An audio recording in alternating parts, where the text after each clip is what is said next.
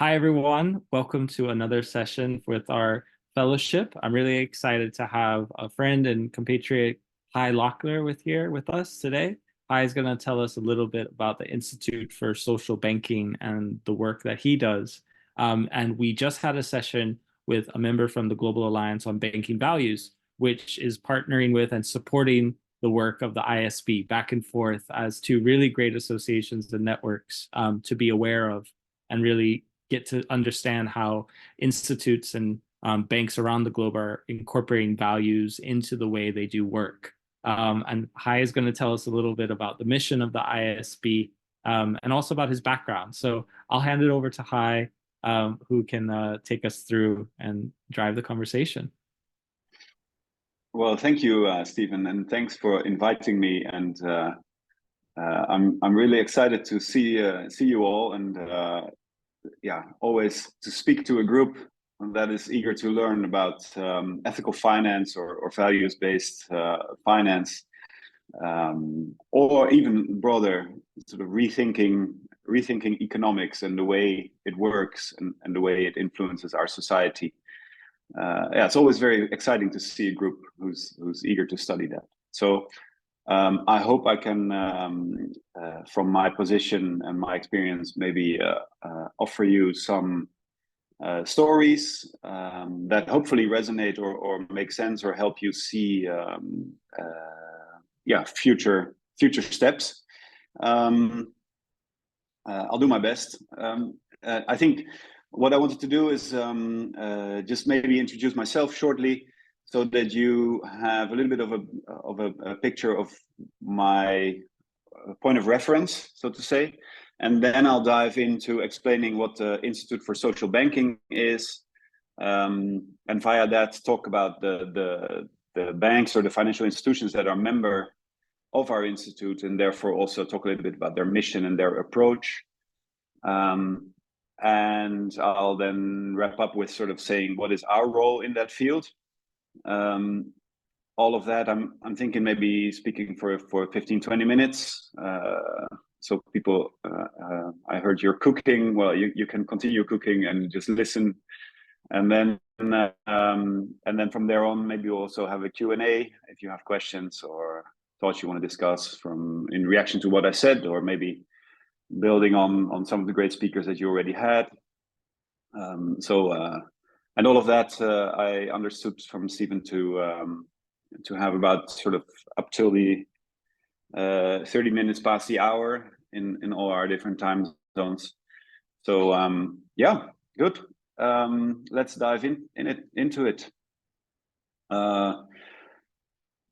Yeah, so maybe well, I said let's dive into it. Maybe also acknowledge I'm not a native English speaker.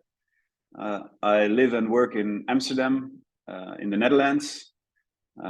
You'll see some of this very classical Amsterdam building behind me. I'm working in a creative co-working space, which I set up in an earlier part of my career. I come from many different things, but mainly at some point I was working as a documentary filmmaker, trying to travel around the world to amplify stories of people creating a human future, human and sustainable future. After a couple of years of filmmaking and great adventures and all of that, I felt I was too much always on the outside and always standing, looking at the people trying to create something. So I wanted to find a way to engage with the people and help with the struggles that I observed.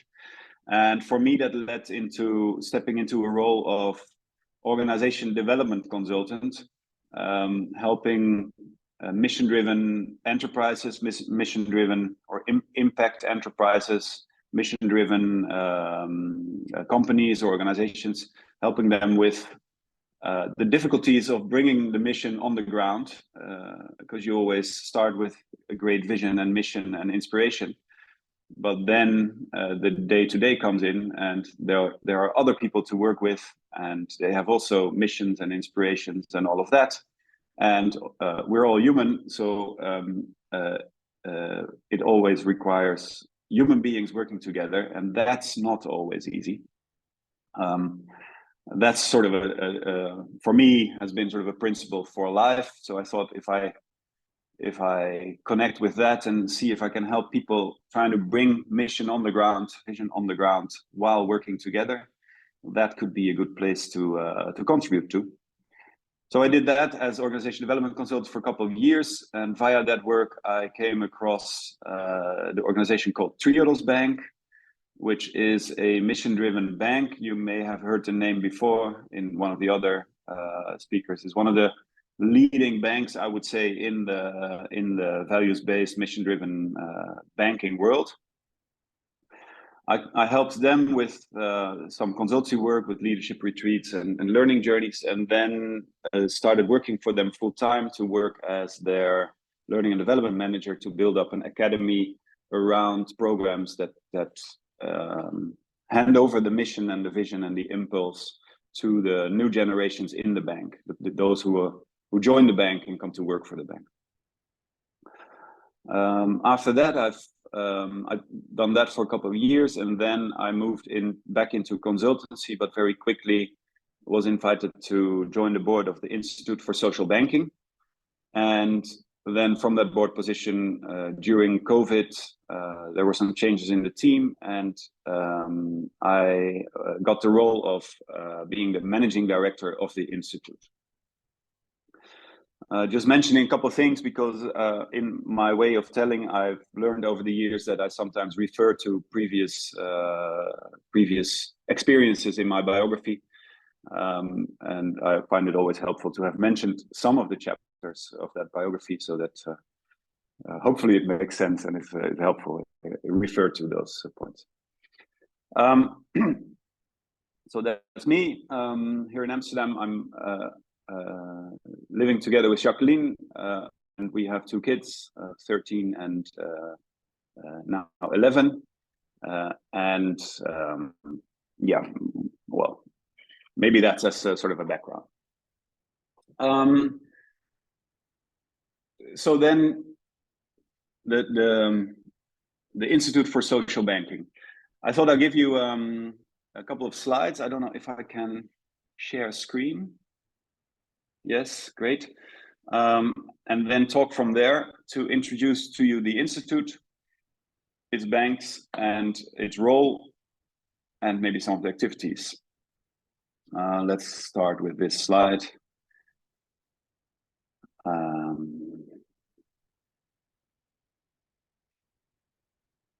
So the Institute for Social Banking, Stephen asked me to introduce the Institute and the work we're doing. And this is basically, in one slide, this is basically it. We are a member organization, bringing together 16 financial institutions throughout Europe. These institutions are a member of the Institute, and they are a member because in the year of when this started in 2006, most of these 16, they came together and said, look, we're all very small, but we have one collective mission, and we have one collective struggle, and that is that we need our staff to understand our mission and how our way of doing banking and looking at finance is different than what you've been taught in classical banking education. So we have this issue of how to develop the co-workers, and what if we join forces? So that made the starting impulse of the Institute in 2006. And from there on, the organization grew into what it's now, 60 members. And we see ourselves as being embedded in the field of social banking. We are European-based, but open to the world. So all our activities and our thinking expands to reaching out to all of those around the globe who want to work on changing finance and finance change. And with that, we have with a small team, we run an operation that connects with over 50 plus of a sort of closed network of associates, we call them. as well as a partner network of a handful of organizations. The most close partners are listed here on this slide, which is the Global Alliance for Banking on Values that you've heard about from Tutti this week, I heard.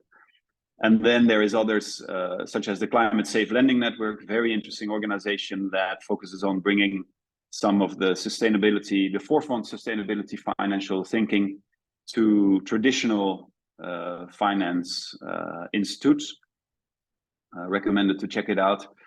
And also another very close partner is FEBEA, which is the European Federation of Ethical and Alternative Banks and Financiers. They're a little bit more into the lobbying and into the trying to influence the regulatory frameworks, and we partner with them to combine our strengths, so to say. At the Institute, as I already mentioned, we see ourselves as sort of gathering around this central calling question: the question, how do you develop a social banker? So there is an idea that we should rethink finance, that we should rethink economics to create a future that we want, instead of just running into a future that we create by doing the same repetitive things as we've done over the past 100 to 150 years. So when this is the goal, if this is the goal to do new things, then you need to develop the people that do these new things, that pilot these new ways of living and working together. And that requires to develop the bankers. So that brings us to this question: how do you develop a social banker? Also expands to how do you develop the organizations? Because if you want maybe a different way of working, then you may also want to look at the internal aspect of the organization. So how do you make sure that the organizations are organized in such a way that this connection with the mission, or this anchoring of the mission in all its details is it's attempted, at least. So it's about organization of people and development of people and organizations in this field, so as that they can then develop towards their highest potential, to make the mission and vision work in the relation with the clients of the banks and in the relation of the customers that the people in the banks have contact with. Maybe first on that. So what's maybe good to understand is who are those banks and who are those institutions. And maybe also, as you've already heard about the GABV, maybe also a question that's often raised is what is different from the Institute for Social Banking than from the Global Alliance for Banking on Values. I'll come to that maybe a little bit later when I talk about the role of the Institute in this field. But let's maybe first dive into these banks and these financial institutions, because they have some common characteristics. I say they have common characteristics, but it's also very good, and maybe that's a good starting point, to understand that they're all very different. In our member base of these 16 institutions in Europe, half of them is a bank, in the sense that it has a banking license. The other half are there's a foundation, the Freie Gemeinschaftsbank Foundation. Where are they? I'm looking at their logo. The Stiftung Freie Gemeinschaftsbank. You see them there on the left corner. But there are also some NGOs, maybe sometimes shaped as a foundation or sometimes shaped as a cooperative, who try to work with money by partnering with a traditional bank, leaning on their banking license, and then with that partnership offering banking products that try to create a better world. Examples of this can be seen in the Genossenschaft für Gemeinwohl or Herkuste in Estonia, or Hermes Österreich, and or also very interesting Etica in Luxembourg on the top left of the slide. Those are all smaller organizations, sometimes run by 2-3 people, sometimes 10, 15, often with a wider group of volunteers or like-minded people around them. And they, for example, offer a saving account with a traditional bank, and the money that goes to that saving account then is used for lending to specific projects that are aligned with their values, which is a little bit of a different operation as a bank. And if you're a bank, then you have a larger portfolio of financial instruments usually. Some of the banks, to give you an idea, so Banca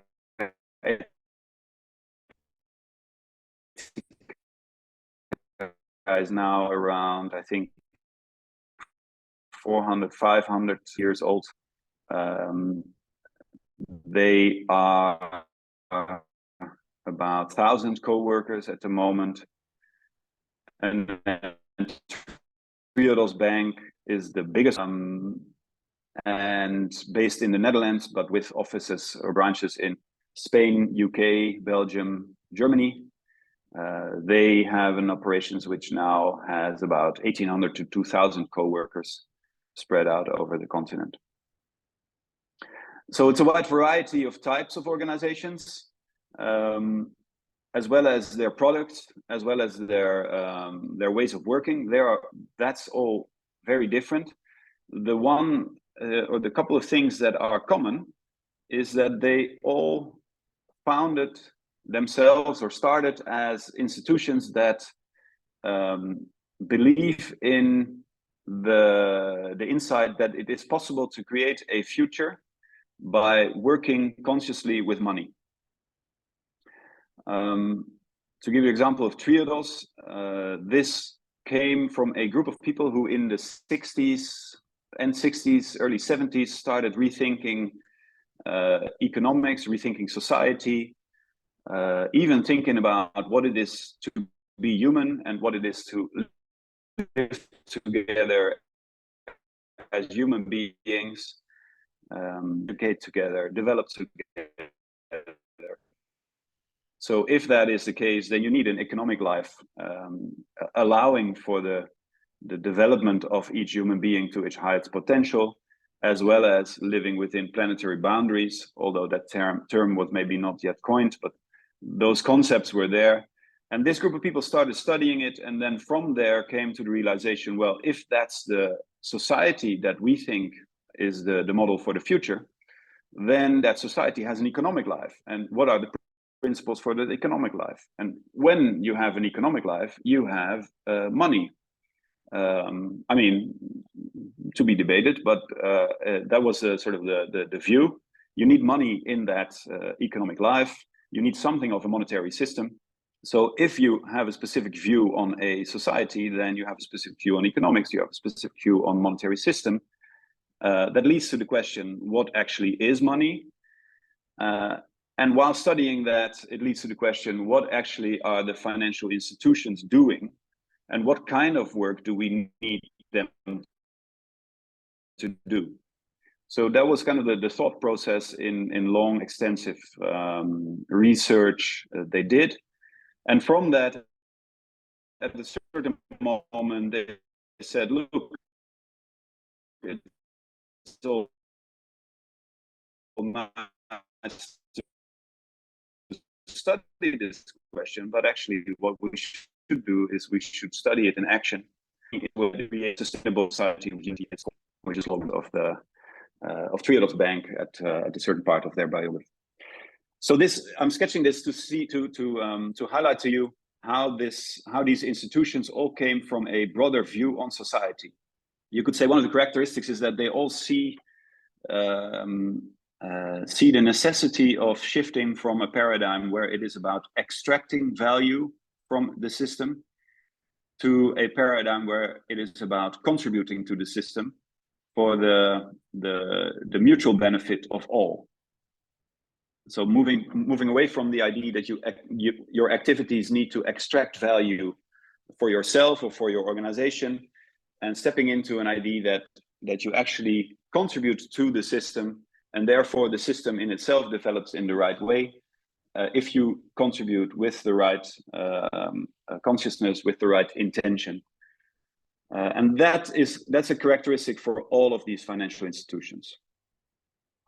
And I think it's a very important paradigm shift, which resonates with other change movements as well around the globe currently, that are luckily much wider spread at the moment and much more visible than in the years that many of these banks started.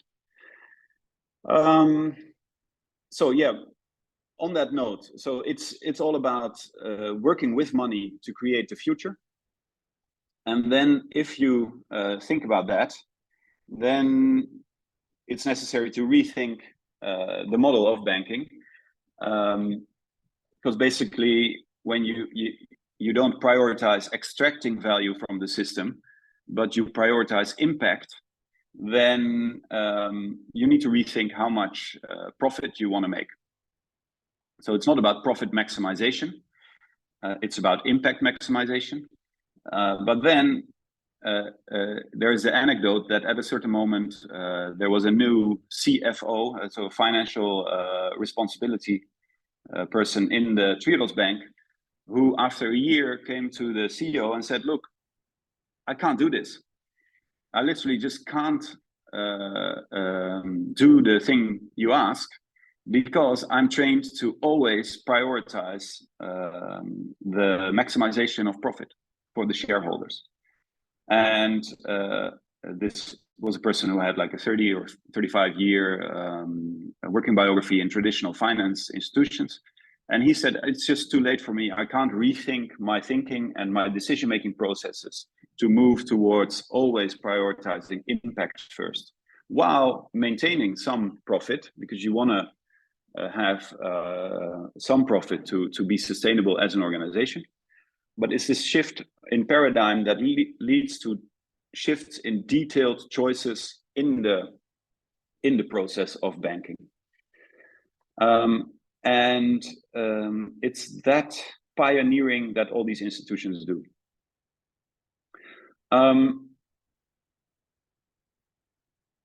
Maybe adding to that. So if you rethink, okay, we can create a future with money, then of course the question is how? Like, what is the impact of money on the future? And then one of the insights, and I think that's a very fundamental one, that to me has sort of,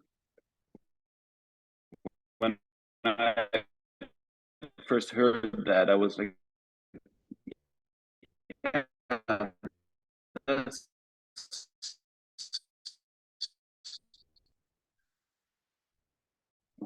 to me, it sounded really clever at that moment, and also really is. So, are you following? Well, are you okay? I'm not getting any feedback, so I'm hoping you're okay hearing me. I just went up a little bit there at the end where you were finishing your story. Okay, so do you want me to recap somewhere, or? Yeah, maybe just the last minute, because it was just a little bit choppy. Okay, so I'm not sure where I was 1 minute ago, though. Can you just give me the last bit that you that you were able to follow? Yeah, you had just finished up talking about the CFO and his conversation with the CEO, and then you were making the relation to the positive work that ISB does. Oh yeah. Well, so the interesting thing is that what I was trying to convey with that anecdote is that it's really necessary to rethink all the banking activities and processes. There are other examples, like how do you take the credit decisions? How do you have your client conversations? For example, there with the client conversations, many of these banks practice a principle that they say, we first talk about the idea that needs to be realized. So we first talk about what does this entrepreneur want to create in the world, and what is the impact that this person wants to create, and what is the dream there, and what is the vision that wants to be born here. And only after that conversation and seeing and understanding that better, and then also tapping into how is this socially embedded. So is this just one person in his or her attic room or at the kitchen table, or is this socially resonating?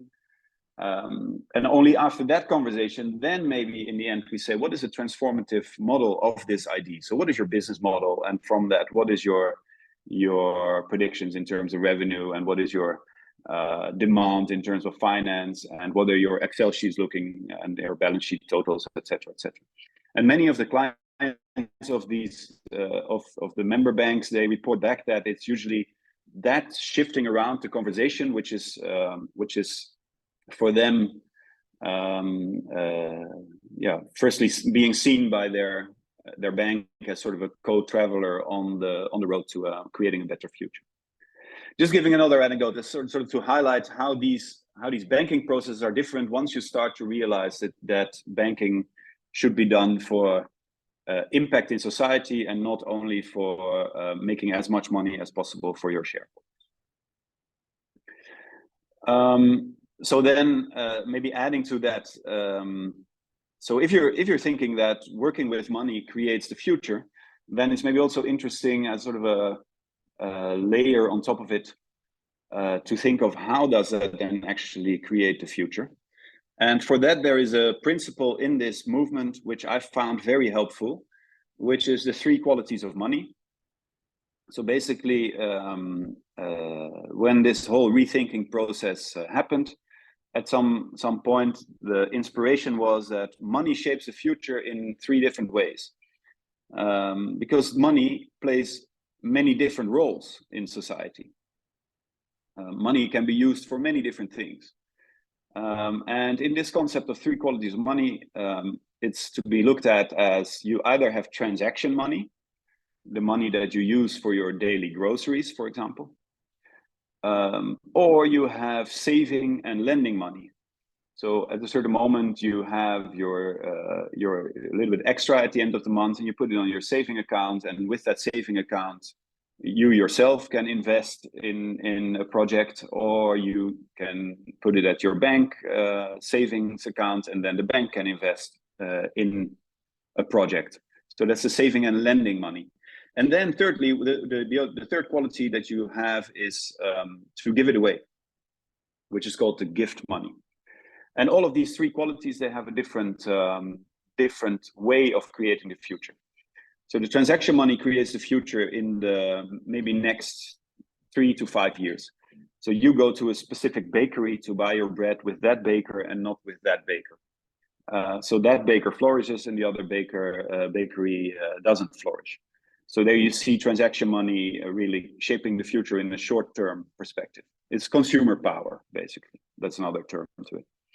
The saving and lending money, if that bakery needs another oven, they can't pay for it, but they go to the bank and say, can you lend me a little bit because I need to have another oven. If the bank then says, yeah, really great, we lend it to you to make unhealthy food and just make as much money as possible with unhealthy food, then the next 10 years there'll be unhealthy food. I'm making this very black and white, short cornered. I realize that, but just sketching the principle. If the bank, however, says, "Oh, this is really great. You're interested in making regenerative bread or doing it in a social way, so that the community benefits from it," then that baker is able to buy the oven and create a bakery that, in the next 10 to 15 years, creates a better future. So there you see how saving and lending money creates the future in a 10 to 15 years perspective. Then the interesting thing is the gift money. That's also why some of the foundations are a member of this movement, because some of the banks started a foundation next to starting a bank with the idea that gift money is a different thing. And there you can see that it creates a future maybe in a 50 to 100, maybe 150 years perspective. If you think of gift money for culture life or for educational life, or maybe donations to institutes such as the Institute for Social Banking, for example, or other educational institutes. You help strengthen a specific paradigm or a specific way of working, which creates a future in a longer perspective. So just adding that as sort of highlighting that it's a different way of looking at money, and therefore a different way of behaving. There's another layer to it, but just mentioning it won't go too deep into it. All these different qualities also ask something different from all of us. So transaction money asks for consciousness and responsibility for your actions. You choose where you spend your money, and to spend it in the right way at the right place. Saving and lending asks from all of us to develop trust. If I lend you and expect it back, can I trust you? That's a question to you, but it's also a question to me. Can I really trust you? And then the third quality, the gift money, I really love that. It's the interesting challenge there is to develop that you really give in freedom, so that you give and really think, well, it's now yours and you can do with it whatever. I give it with a specific intention, but it's a gift, and now you can use it. Very difficult to really give in freedom. And the interesting thing there is that that requires from all of us to develop loving compassion. So these qualities of money, they all, if you think of that and take that in, they all require from us as human beings to develop specific qualities. I'm sketching that to open up a little bit this perspective of what is this movement, what are the inspirations, what are some of the thoughts that are going on, what are some of the conversations that are going on. Having said all of that, so that all brings all of these stories and all of these questions and all of these future perspectives to explore are part of what we see as our role, because as the ISB we talk about how to develop a social banker. We see it as our mission to take care of the fire that warms the heart of this movement. So we say, well, we have 50 years of best practices. We have challenges for the next 50 years. We need to work on those. We need to hand over those best practices from the past, as well as we need to open up the conversation for the challenges of the future. And while doing that, we need to take care of this body of knowledge, of this body of inspiration that is in this movement.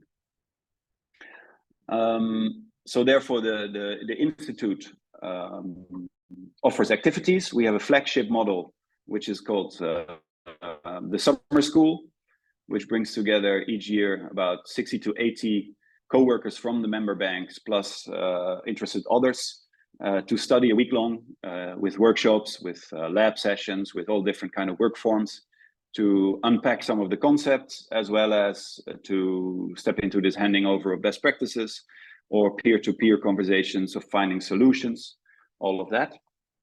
That's a flagship model. That's also where Stephen joined and how we got to know each other.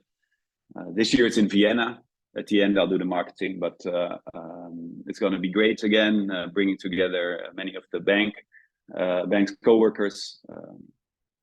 So that's one activity, and then around that we have smaller activities which we call expert exchange labs or observation labs, where we bring together people from the field around a specific topic. So, for example, we can have an expert exchange lab on food and agri transition. We all know it's a very elementary and very needed transition to make. How do we organize our food from field to fork, and how do we rethink our diet? What's the impact on our health, on our communities, as well as on our planetary boundaries? We have to rethink it, and therefore there's also a question: which things do you fund, which don't? And then what are the banking difficulties to fund some of the forefront thinking in that? All of that, we bring together specialists from the bank to talk around it and find solutions. that they then can take forward in their own organizations. So that's another thing that we do. And all of these, so the flagship as well as the little ships around it, that's supported with a online knowledge sharing that's via our website as well as via newsletters and social media, which at the moment, I must say, it's in development. Because all of this is in the context of coming out of a period of COVID lockdowns, sort of really having to reignite this institute. So we're strengthening and growing. But if you now go to the website and go like, but wait, where is all that knowledge sharing that he talks about? It's there, but it's not as easy to find as I would wish it to be. So that's us. Maybe rounding off my my introduction with a little clip from the summer school to give you a little bit of a sense of it, and then also hearing something else than my voice, and then from that, then we can go into Q&A. So let's see. Yeah, maybe I have to reshare to check if I tag this box of sharing the noise, the sound. Yeah. All right. Then here's a clip from the summer school. Välkommen till International Summer School i Sverige.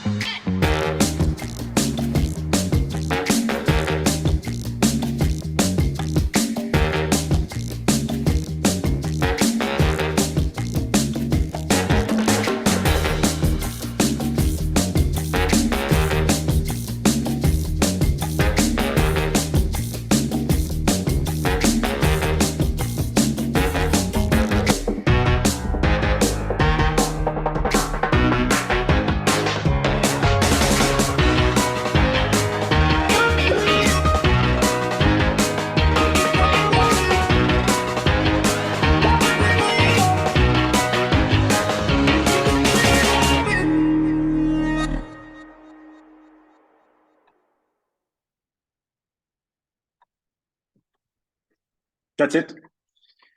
So free coffee for those who spotted Stephen. Although you have to say that you put the coffee yourself, but yeah. I love it, Kai. Great. Thank you so much.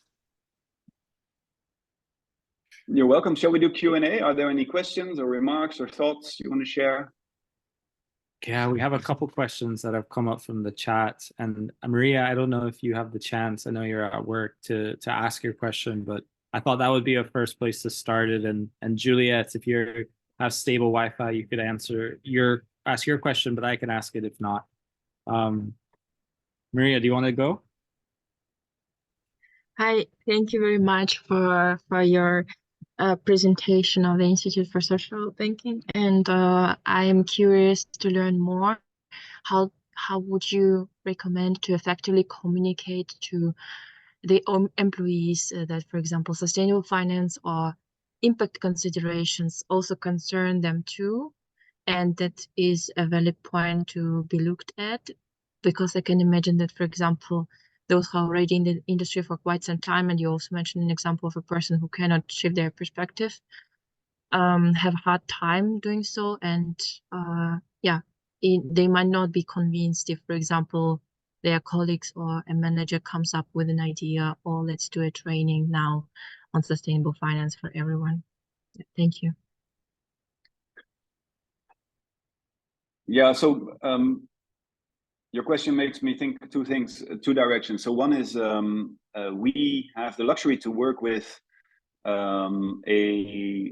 participants who, for the majority of the participants, are always already working in a mission-driven bank, which usually means that somewhere in their biography they've made a conscious choice to go for that kind of bank.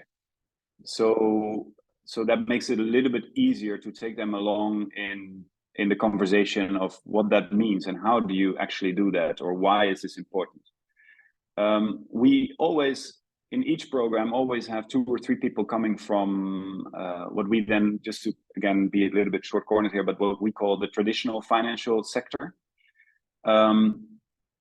And there it's always a very interesting conversation, because there you see that same struggle as you're pointing at. Like, how do you take the colleagues along, or how do you make sure that your management also starts looking at this? So one thing is that the Climate Safe Lending Network is focusing exactly on those struggles.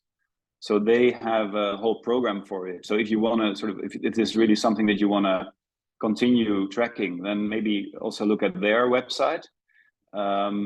They have a program to support internal activists, so to say, internal change makers. Because there's a whole body of work around what does it mean to be internal change maker if you're not in the top position. So you'll be your guerrilla kind of battle mode. You have to sort of maneuver all the hassles and all the complexities of the dynamics of organization. I see that Stephen in the chat. You had a session with Climate Safe Lending Network. That's so great. Did you have James Ficaro over? Yeah, James spoke during That's that wonderful. session, and they were highlighting the program that you were just talking about, as well as Oh, good, sharing their wonderful. climate justice report on how to talk to bankers about. Yeah, wonderful. He may also have mentioned that over the past years, it's become a little bit easier to talk about sustainability as being important because of the resonance that has with the central banks. So from a risk perspective, which is like the how do you say, the ice cream for bankers. So that's, if you talk about risk, people go like, yeah, that conversation, that's what bankers needs to have. Well, from a risk perspective, it's very, very important to rethink climate risk. I just spoke at a conference with a banker who said, look, with the team, I'm now talking about, we finance buildings, so property. We are only 2 loan cycles away from some of the buildings being flooded by rising tides. So that's like 10 years from now, some of the areas that they finance in Europe will risk sea level rises. So they, even being a traditional bank, they have to rethink the risk of that specific enterprise being able to repay their loan. So that's a very, very urgent short-term risk for banks. That specific, that's an entry point for that conversation. Then the banks in the ISB or in the GABV, they would say, yes, that's a good starting point, but that's only where it starts. That should then very quickly fast forward to talking about the positive impact. So it's not only about avoiding negative impact, and we should think about what do we need to do and what can we do to create positive impact. How to have that conversation? Yeah, it's a very good question. It's an important question too. It also has a side, I would say, that it's almost personal development for you to, and for all of those amongst us, and also for me and or people that already work with this, to continuously develop yourself of having those kind of conversations. And maybe on that note, for me, what's been really helpful is to at some point pick up on the quote of one of the conflict specialists that inspired me. I now forgot his name, but the quote is, meet them where they are, not where you want them to be. Which in life in general, even in your Christmas dinner conflicts or your relationship dinner conflicts, but definitely also for this kind of tensions, is very, very important. Meet them where they are, not where you want them to be. I hope this is helpful. Thank you.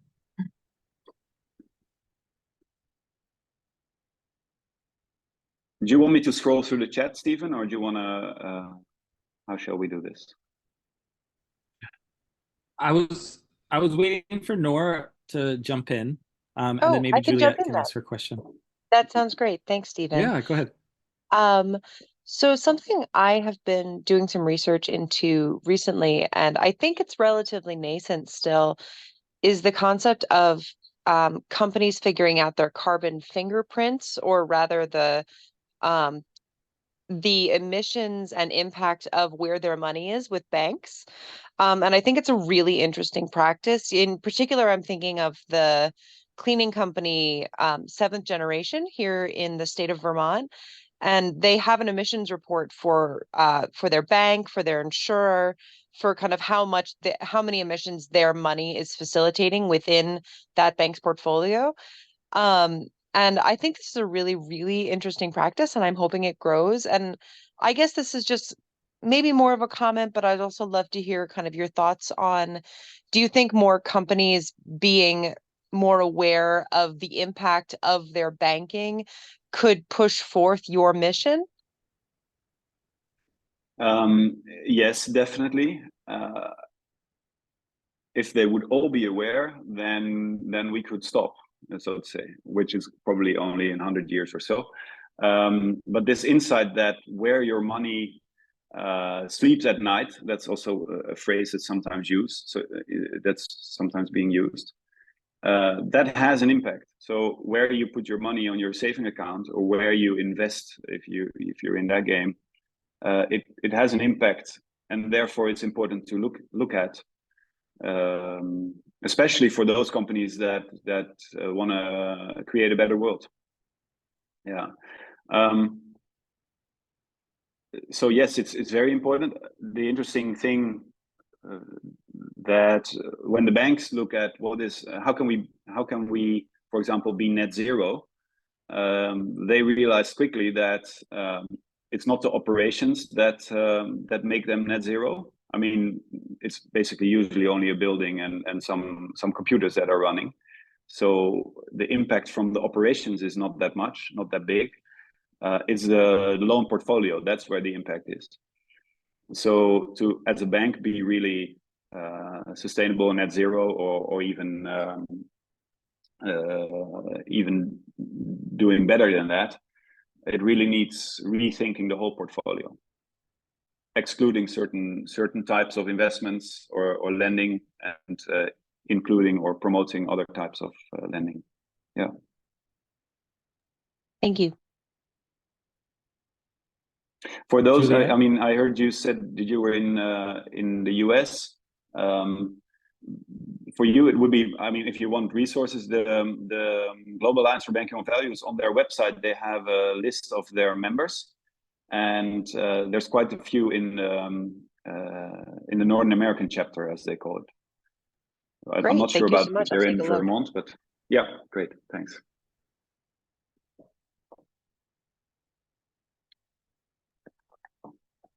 Juliet?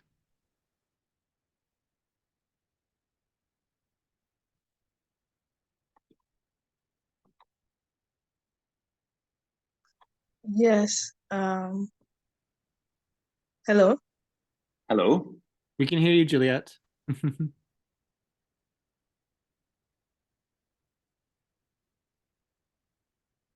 you hear us? Hello. I think Yeah. I think the network was a bit shaky at my end.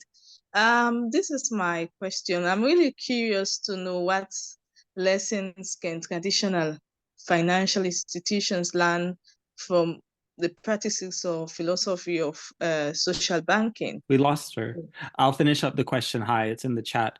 What lessons or insights can traditional financial institutions learn from the practices and philosophies of social banking? So a little bit deeper than how Maria's question was going, but it's on that similar idea. Well, I think one of the main lessons is that it can be done. I think the great achievement of the banks in the ISB or in the Global Alliance for Banking on Values is that they show that it's possible to bank in a different way. If you compare the balance sheet total of Triodos Bank with the four major banks in the Netherlands, it's still like super small. It's not even a tenth or so of the big banks. So for bankers amongst each other, like if you set all these CEOs together, they would say, well, yeah, but you're still very small. That may be true. But what they cannot say is, yeah, this will never work, because it has worked and it is working. And that goes for Triodos Bank, with a mission of both sustainability and social impact, as well as for other banks that maybe sometimes only focus very much on the sustainability side, or maybe only focus on societal issues. It works. You can be a bank and survive and make the money to pay your salaries and invest in the future by banking in a ethical way. And I think that's the main lesson that comes from it. Then if you dive into the lessons, like what are the lessons on how to, I think one of the main things is this shifting around the conversation, as I highlighted. So it's around, okay, do you really understand that banking has an impact on our societies? So if you have kids, you want them to grow up in a specific version of the world, then make sure that your actions as working in a bank align with that vision. So it's that lesson, that connecting of the individual ambition, inspiration with doing your daily work in a bank, and then realizing that actually that work has a tremendous effect on the world that's created around us. And there's all the examples from it, and all of them are difficult, of course. But if you think of how much oil or gas can be extracted from the globe to reach, like, to at least stay within sort of livable conditions for the majority of the globe, then you can just do the math and say, well, then maybe it's not a good idea to invest anymore in oil-based companies. For traditional banks, it's really hard because they have to divest from it. They have to change their whole portfolio. I don't know how much of that came already across in your course, but for the banks that are in our field, they don't have that issue because they never invested in it. Is this an answer? Enough of an answer? It's a good question. Like, what are the lessons? What are the bridges to build to the? Because that's the main. Like, that's also, at one point we invited Christiana Figueres, who was elemental to the Paris Agreement. She organized all of that. We invited her to Triodos Bank to have a lunch session, and she was really kind. She had this great way of first sort of tapping everybody on the shoulder, like, "You're so great, you're doing so well," and everybody was like, "Ah, yeah, Christiana Figueres is telling us, yeah, tell us more." And then she said, "But there's one problem. You're way too small. We need to move way faster, and we need to move all the financial sector." So the biggest impact that Triodos and these kind of banks make is by changing the traditional sector. So all the questions that you ask are the right questions to ask. How can you, as soon as possible, change the traditional financial sector? Well, it's possible, it's doable, but it's difficult. But these are the right questions to ask.